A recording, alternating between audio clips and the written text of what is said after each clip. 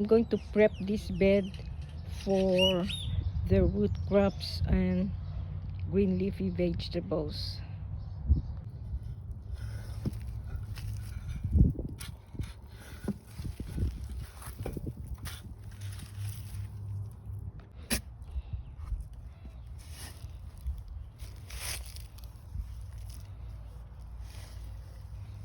This is the stuff that I added to my soil. Alpha famil, magnesium sulfate, and garden soil that I bought from the big store. Going to plant the root crop seeds like the beet, carrot, radish, kohlrabi, parsnip, and turnip today, because it will take about 55 to 60 days to harvest.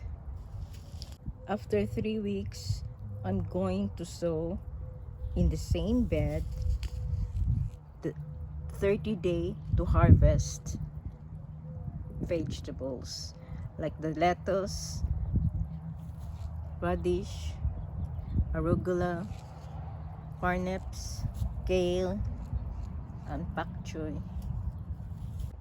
These are the root crop seeds.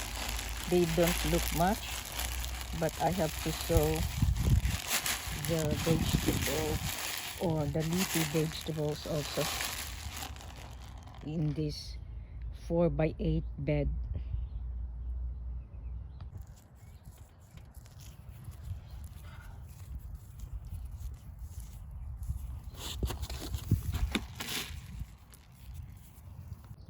I watered again. I'm going to cover the dirt with newspaper. I ran out of paper, so I just improvised with a plastic bag. Guys, this is Liz Ken. I planted the root crop seeds 21 days ago, and this is the result.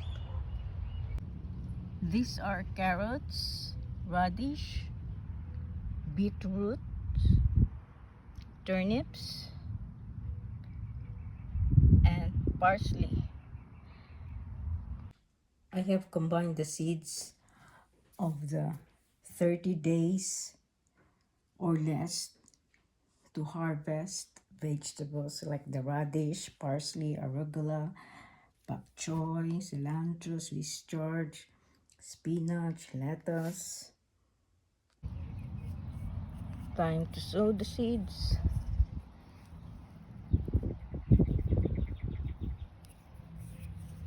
I'm putting them on the spaces that there are no seedlings yet.